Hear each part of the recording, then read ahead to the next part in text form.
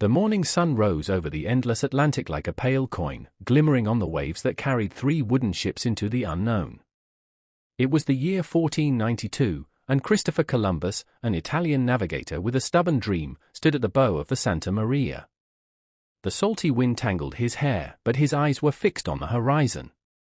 This was not just a voyage. It was a gamble with destiny. For months, Columbus had convinced kings, argued with scholars, and promised sailors that land lay westward, a shortcut to Asia. Few believed him. Many feared the sea monsters whispered about in ports, or the terrifying idea that their ships might simply fall off the edge of the world. Yet fear could not stop them now. On August 3rd, the 3 ships, Nina, Pinta, and Santa Maria, sailed from Spain. Days turned to weeks. Weeks turned to months. Oceans rolled beneath them, calm at times, monstrous at others. Storms battered the masts. Supplies grew thin. Murmurs of mutiny spread through the crew like an infection. There is no land, some said. We will die in these waters. But Columbus, driven by faith or stubbornness, refused to surrender. Every night, he studied the stars. Every morning, he promised the men that land was near, even when he himself wasn't sure. Then, on the night of October 11th, everything changed. A sailor on the Pinta raised a shout, "Tierra! Land!" The cry exploded across the quiet sea. Men ran to the rails. Hearts pounded. Under the moonlight, faint and shadowy, lay the outline of an island, lush, green, alive. At dawn on October 12, 1492, Columbus stepped onto soft white sand. Palm trees swayed overhead. Bright birds filled the air with strange music. The air smelled of flowers and warm earth. To the European sailors, it was a paradise beyond imagination. But the land was not empty. The native Taino people watched the newcomers with curiosity and caution. They approached peacefully, offering fruit, cotton, and carved wooden objects. Their world, untouched by Europe, unfolded like a living painting, villages of thatched houses, rivers clear as crystal, and forests brimming with life.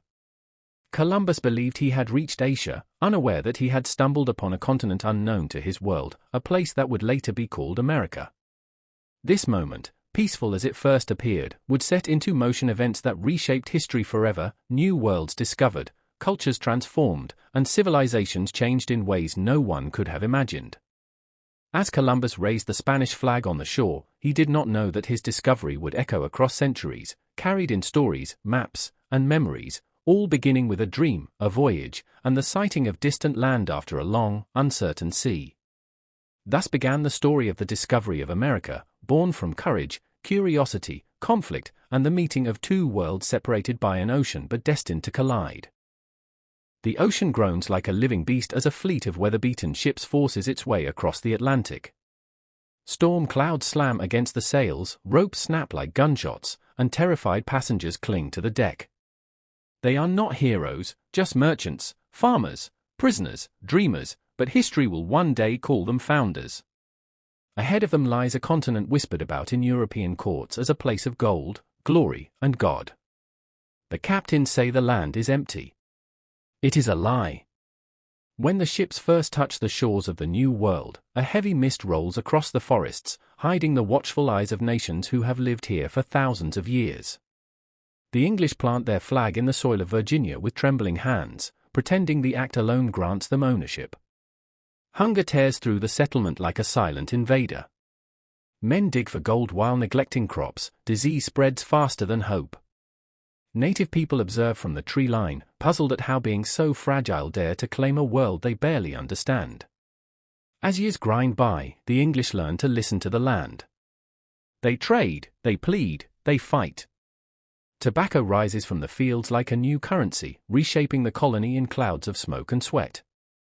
Ships begin returning across the ocean, carrying news that the New World is no myth. The Spanish carve up the south. The French trail their canoes through northern rivers. The Dutch build trading posts. The entire European continent seems to lean forward, hungry, reaching across the ocean like a giant hand closing around opportunity. Soon new English ships arrive carrying families wrapped in faith so fierce it burns brighter than fear. The Pilgrims stagger ashore in Massachusetts during a winter so brutal it seems determined to erase them, but they press on with unshakable conviction. Their struggle is not quiet, it is filled with grief, hunger, and prayers screamed into icy winds. Yet they survive, and more follow. Puritans flood Boston, carving their new society from forests older than memory. Word spreads through London, America is a place where one can escape kings, debts, and the suffocating weight of tradition. But for every dream, there is a cost paid not by the dreamer alone. The indigenous tribes watch as the Europeans multiply, claiming rivers, fields, and hunting grounds. Where once diplomats spoke across shared fires, muskets now speak louder. Conflicts erupt, some quick, some devastating, all rooted in the collision of worlds that neither side can halt. And soon another tragedy begins. Ships arrive not with hopeful settlers but with chained Africans forced into the brutal machinery of plantation life. Their labor becomes the backbone of the southern colonies, their suffering buried beneath the wealth of tobacco, rice, and indigo plantations that rise like monuments built on broken shoulders. By the early 1700s, the 13 colonies stretch from Maine to Georgia, each beating with its own rhythm. Northern towns hum with merchants and philosophers who debate rights and liberty as if inventing a new language. The middle colonies swirl with cultures, ideas, and voices from every corner of Europe. The South grows rich and rigid, an empire of plantations ruled by a few and worked by many. The continent itself feels like a character awakening, storms crash harder, forests seem darker, and every river whispers that something monumental is forming. Across the ocean, the British Crown watches the colonies with suspicion. The more they grow, the more they question. Taxes arrive like chains hidden in paper. Soldiers patrol the streets. Trade becomes a weapon. In taverns, in barns, in crowded marketplaces, the colonists begin to whisper dangerous words, words about freedom, rights, destiny. The whispers spread through cities, over mountains, through swamps and fields, weaving the colonies into a single restless heartbeat. British officials believe the colonies are still children. But America has grown, scarred and hardened by wars, hunger, and the unforgiving land. The people who once crawled onto these shores now stand tall enough to defy a king. Farmers, merchants, philosophers, enslaved people yearning for justice, indigenous nations fighting to protect their homeland, all become part of a rising tide that no empire can ignore. The 13 colonies, born from ambition, sacrifice, conflict, and countless voices, begin to realize they are not fragments of Europe but something entirely new.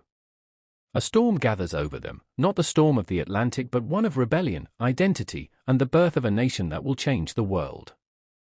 And as lightning tears across the sky, the land that was once only a whisper becomes a force ready to shape history.